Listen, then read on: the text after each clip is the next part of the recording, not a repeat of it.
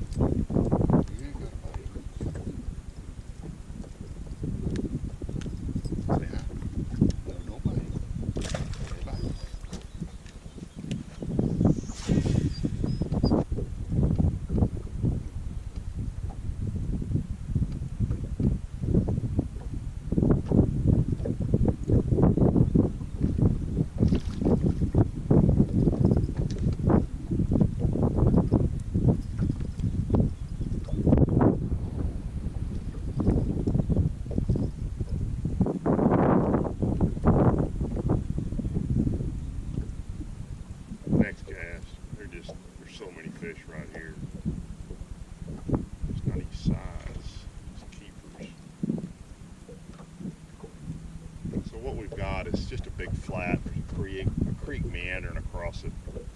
Boat sitting about 7 feet of water, and there's just all these fish are pushed in here because there's so many shad back here. The graph's covered up in shad, and it's just, I mean, they're not going to do us any good other than putting a limit in the boat real fast. But just tons of them back here. Tons and tons and tons. You catch them schooling like that, and you can put that jerk bait in there, they cannot resist it.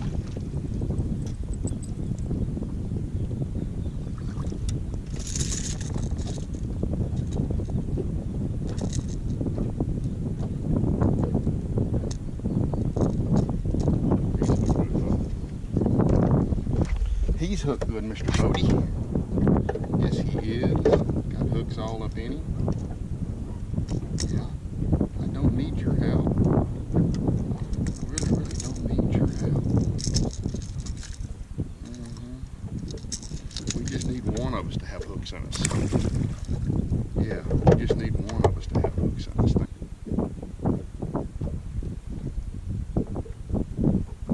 Like maybe a little better fish.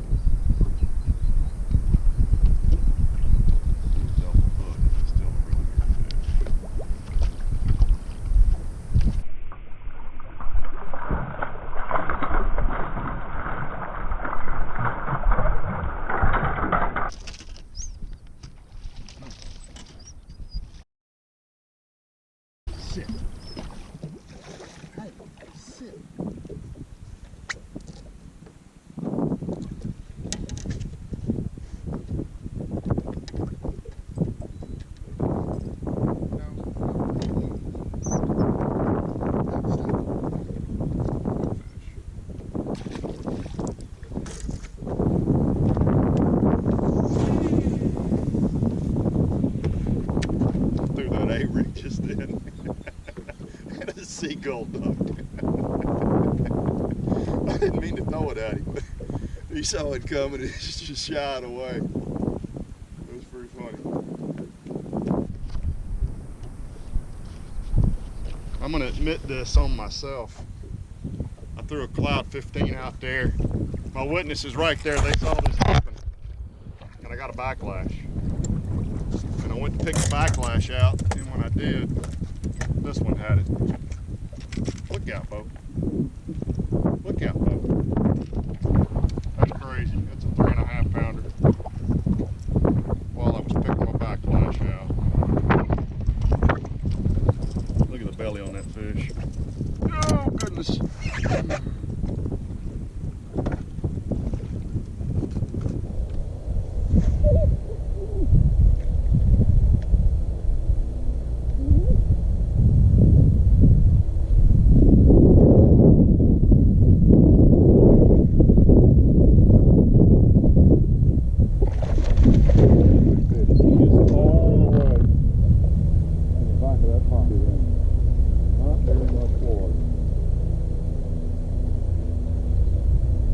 Absolutely. You're going to see this.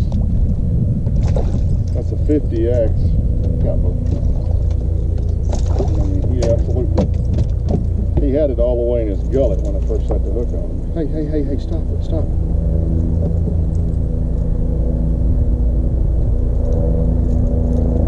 You see he's bleeding, he had it choked so deep.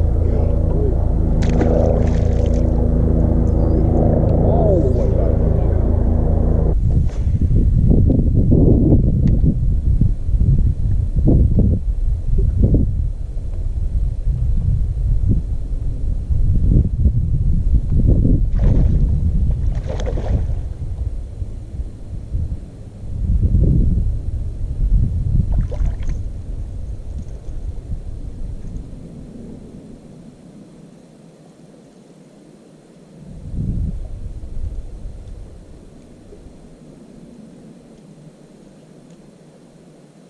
I guess this is probably something we're going to see more of as it cools off. Actually, what's happened is it's warmed back up, but all this is a really flat little point, and you can see there's some dirty water in here. But all those fish I'm catching, you'll see little pieces of millfoil come up. Those fish are in here on those millfoil clumps. You can see a bunch of it right there where I just caught that fish.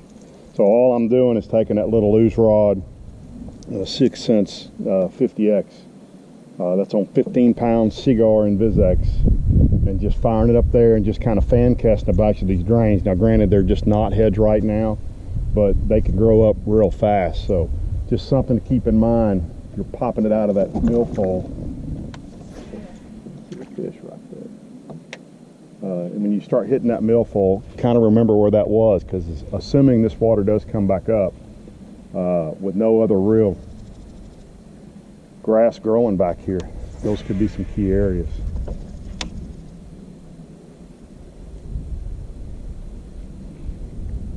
And I don't know if I got them all on camera, but that's 4 bites doing that. And I hadn't been doing it 15 minutes.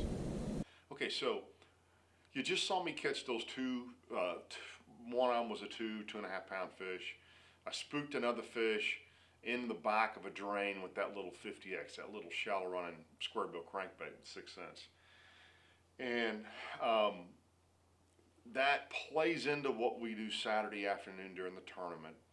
But what I saw when I would catch those fish, and you heard me mention that there, is I saw a millfoil floating up. So I started, the next pocket I went in, of course as I went in I was throwing a crankbait, but I could see a couple of those kind of little towers, and they're about as big around as a trash can lid, maybe a little smaller than that, and I flipped Sinkos on them, and here's what happened.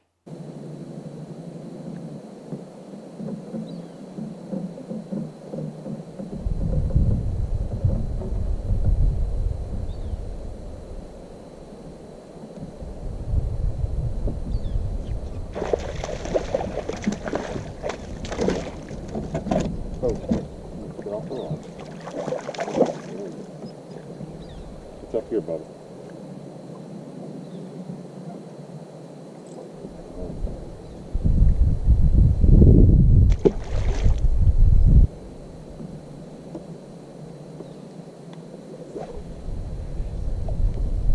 I don't know if y'all could see that, but when I set the hook on that fish, it spooked another fish that was in there with him.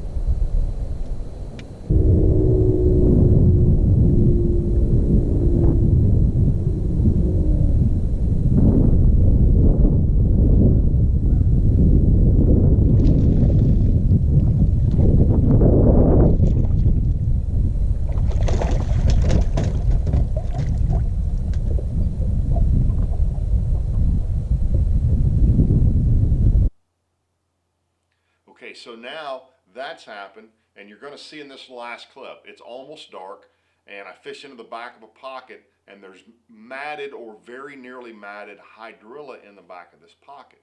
And one of the things I always have tied on in my boat, and actually in this case laying on the front deck because of the conditions, is a 20, or actually in this case 25-pound Seaguar Line on a heavy loose flipping rod with a 3/4 ounce sinker because it's very shallow, and a flipping bait. And actually I had the new prawn. It's a brand new bait, 6 cents they just come out with. And I'm going to show you the footage between when I made the decision to flip and how long it took me to catch this first fish. And this fish is a 3.25 pound, maybe 3.5 pound fish. And it was only about 50 yards of this, but I'm telling you this because this could be something that's really going to happen over the next few months. And it clued us into something that we didn't follow through on properly in the tournament. We'll talk more about that on the tournament footage. But check out how quick something happens with me flipping right here.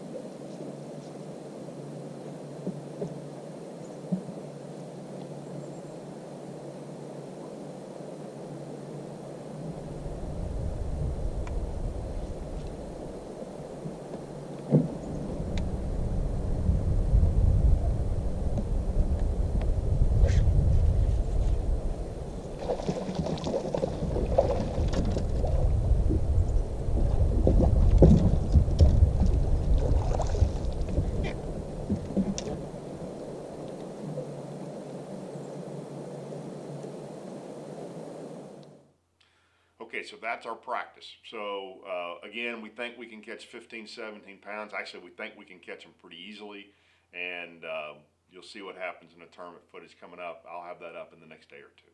So thanks for tuning in, guys, and we'll see you guys in a couple of days with the tournament footage. Thanks.